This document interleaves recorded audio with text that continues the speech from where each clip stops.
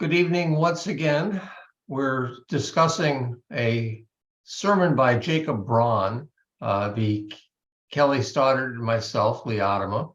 And this is about Protestant prayer versus prophetic prayer. It's kind of an interesting topic, so we'll just go ahead and jump right into it.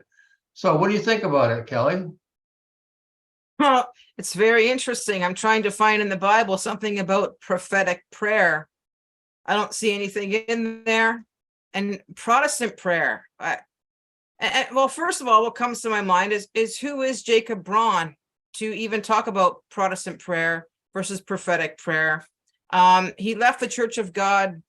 I'm not sure exactly when it was, but he said, they were walking away from the Lord, and by no means he wasn't going to come back, and he didn't agree with them, and in all good conscience, he couldn't follow what they were doing. And now he's back in saying there isn't a devil in the world that can remove him from the three. So that or there, just my question is, can I trust him, first of all? And prophetic prayer and Protestant prayer, what exactly is that? What happened to prayer? You read about prayer all throughout the Bible, but nothing says specifically a Protestant prayer or a prophetic prayer or a distinction between the two. Yeah, it seems like what he was doing in the course of the sermon was trying to use Protestant prayer so that it sounded like it was a man-made sort of thing, like Protestants do it this way, whatever this way is, but we do it as prophetic prayer. We have our own pattern. But in reality, prayer is prayer, and most Christians would agree that what we're actually doing is we're reaching out and we're speaking with Jesus. So it isn't Protestant prayer or Baptist prayer or Church of Christ prayer. It's prayer from an individual's heart to the Lord. So I sometimes wonder about the use of language in all of this stuff. And I wonder about people's ability to be able to speak clearly during their sermons or speak honestly during their sermons. He spent a lot of time building a straw man being an argument that is false, but it's one that you can knock down. So he had a lot of unpleasant things to say about Protestant prayer. And he doesn't know. He talked about the fact that Protestant prayers don't make it all the way to heaven. Well, whatever a Protestant prayer is, how would he know that it didn't make it to heaven? If somebody prays, how does he know that that isn't an effective prayer? He can't possibly know those things. So he's assuming something, and he's pretending to know something that he doesn't know. So overall, it's not a very convincing argument. Basically, he had a lot of negative things to say. And what he wanted to do was to have us substitute something different instead of what he called Protestant prayer. There was a secret ingredient that Protestants have missed that he would like to see us add to the pot, if you will, so that God would actually hear us and answer our prayer. Now, can you tell me what that secret ingredient is? Well, I can't tell you what secret ingredient that is, but I can tell you what they think that secret ingredient is, if you will. Oh, well, tell me. What is that ingredient? I think there's just figuring this out, but you need to somehow have your prayers focus or intermingle somehow with the vision or the concept of the three. And I know that they have in the past encouraged their congregants to pray to Ray. And then I think they were found out, and there were some clips going out and people were questioning them. So they quickly backpedaled and decided, well, instead of praying to Ray, we will pray to the God of Ray Tinsman, the God of Stephen Hargrave, the God of Randy Hargrave. But you really need to question which God that is that you'd be praying to if you're doing that, because I don't believe they're following the God of the Bible. That's not their God. So they're trying to do something really quirky with this prayer. I'm not really sure. They really discourage me and Jesus' relationship. And of course, prayer, that is part of your relationship with Jesus. And the Bible clearly, it shows God as being a hearer of prayers. And our prayers are heard by God's grace, not by any merit or any particular special way of praying. Yeah, if you do courses on comparative religions and what have you, when you talk about animism, the idea is basically, you're a farmer, a dirt poor farmer living somewhere with no education, and you need it to rain because your crops are going to die. So you find a way to appease the local deity. You pray in a certain manner, or you do certain organized things so that God will hear your prayer and answer it. So when you begin talking about things like, well, we need to align ourselves with prophecy, there is a way to pray and a place to pray to, and I guess people to pray with, because you can't do it in isolation either. You're given a whole series of things that you are being asked to do. And it's almost as if it's magic, or it's almost as if it's an animistic sort of thing, where if you can take the right steps, then God is going to hear your word because you took the right steps, and then respond to your prayer. And that just doesn't really accord with Christian prayer, which is a relational sort of thing where a person speaks from their heart to Jesus. And I know they hate the idea of people who think they can talk to Jesus, but nonetheless, that seems to be pretty biblical to me. Yeah. Christ is above all, Christ is all. We are in Christ. So our faith is based in the fact that we are within the one who sits with the Father on the throne. So I don't think that they have factored all of that into their thinking. No. And I really don't understand where they're really trying to go with this. It fits in with the rest of the confusion that they're dishing out to their people. Having been the recipient of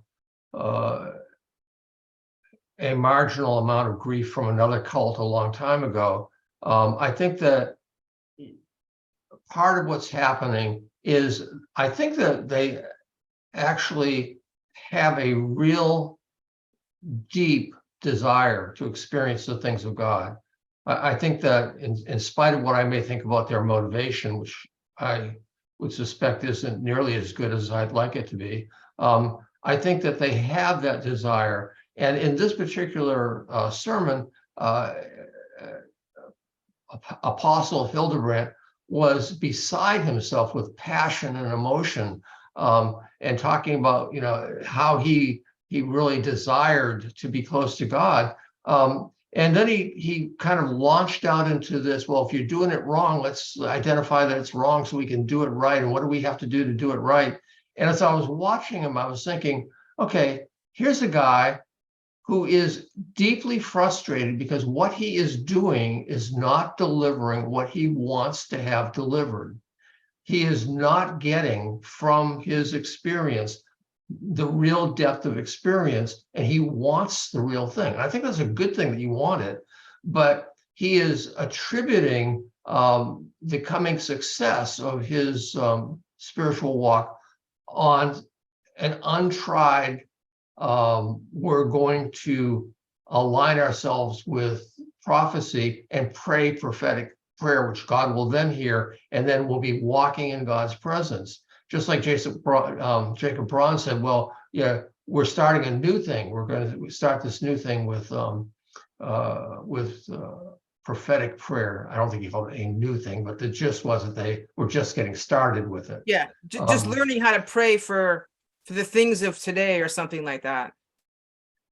So overall, I think that this idea that you can't pray unless you pray their way, with the right inflection, with the right direction, with the it's almost like when they talk about being Jesus in the flesh. There's a place where Jesus is in the flesh, where you can meet Jesus in the flesh. Well, it's almost a takeoff on that, where if you just will pray in alignment with prophecy, which is never clearly defined, I might add. Anybody out there from the group listening, you have not defined your terms.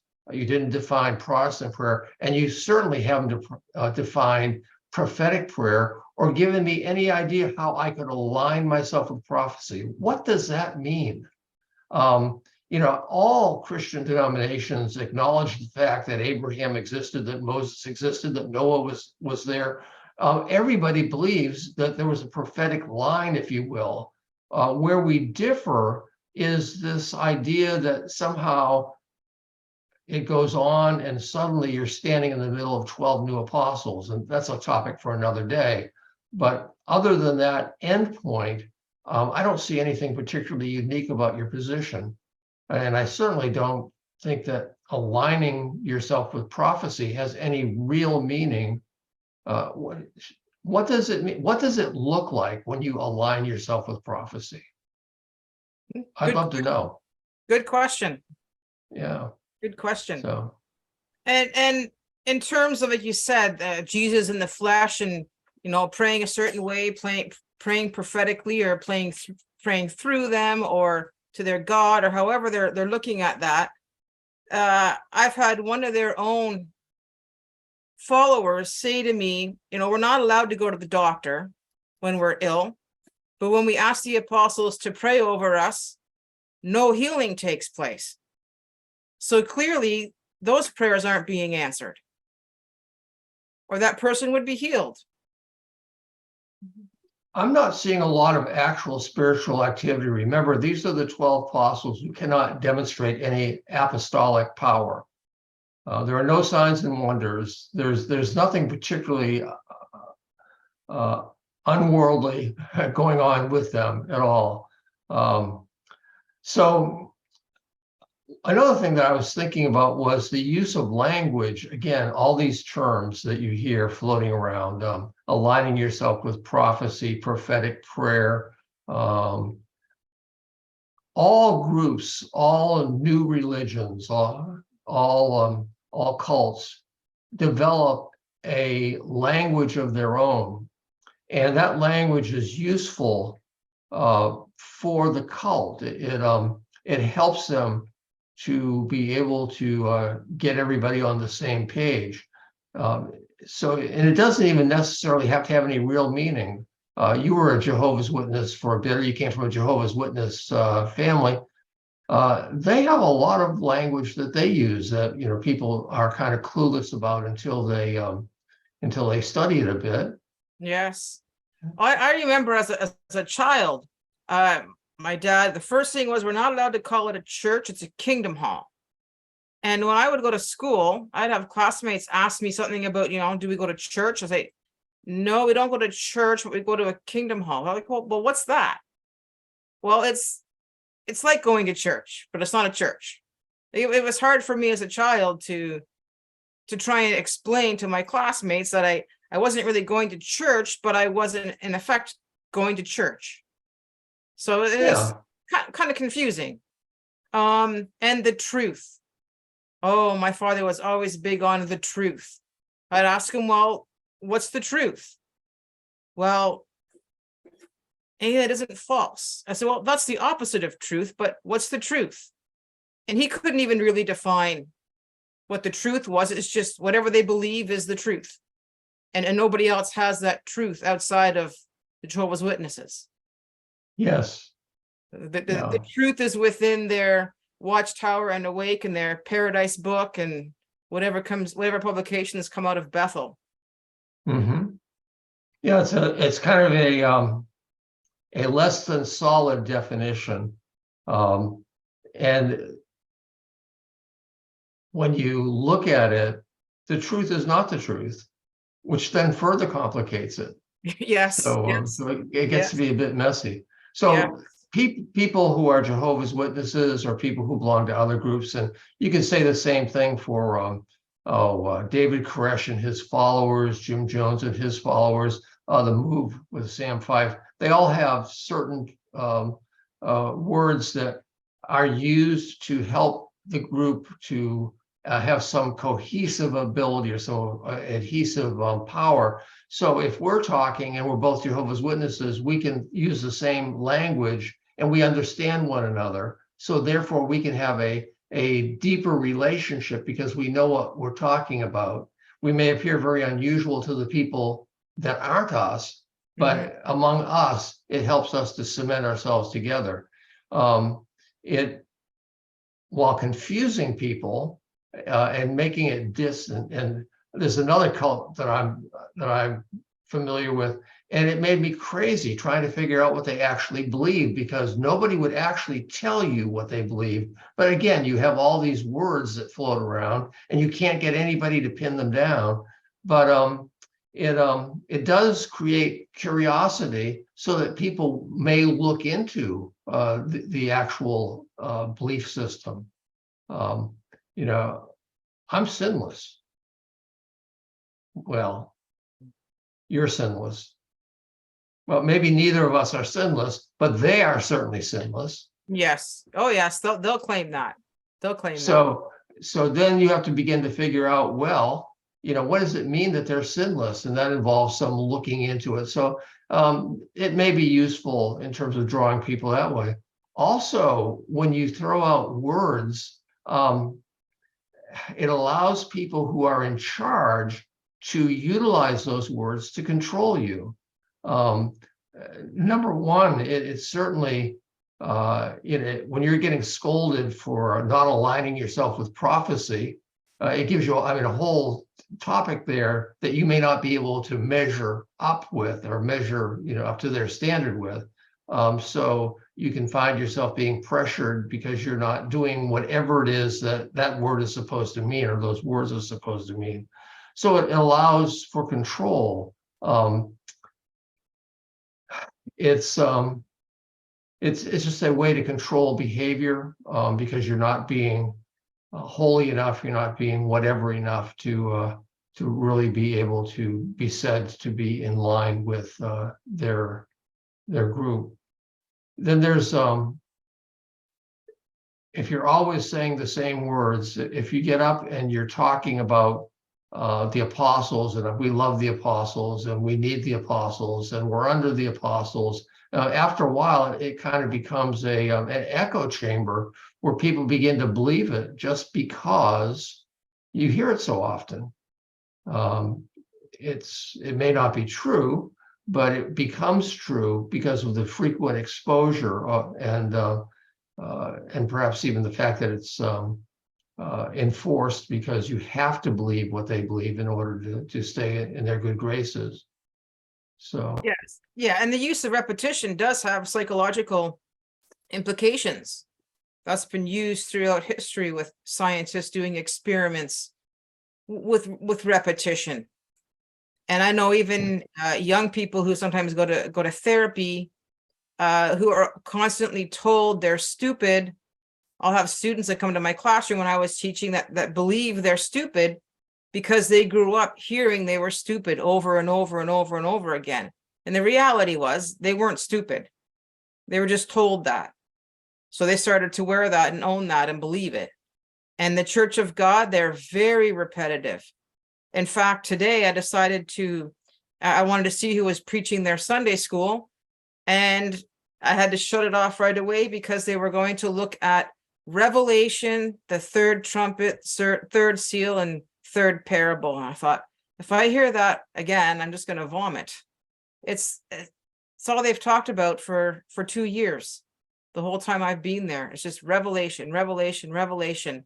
Apostles, apostles, apostles, line of prophecy, line of prophecy. That's all you get when you go there. There's so many other things in the Bible that are, you can have a nice study on, and they totally ignore that and just stick with their main theme, their whole underlying theme of them being on the prophetic line and in prophecy and within the book of Revelation, and everything goes through them. They create the terms that they use, but they also get to then define what those mean. And they never really do. They never give that definition. So it can change at their whim. So maybe you're on the line of prophecy today, but tomorrow you might be falling short. And you never really know. When I first began to explore this group, I was curious to get some information. And probably if I had gotten that information right off, I might have just kind of moved along.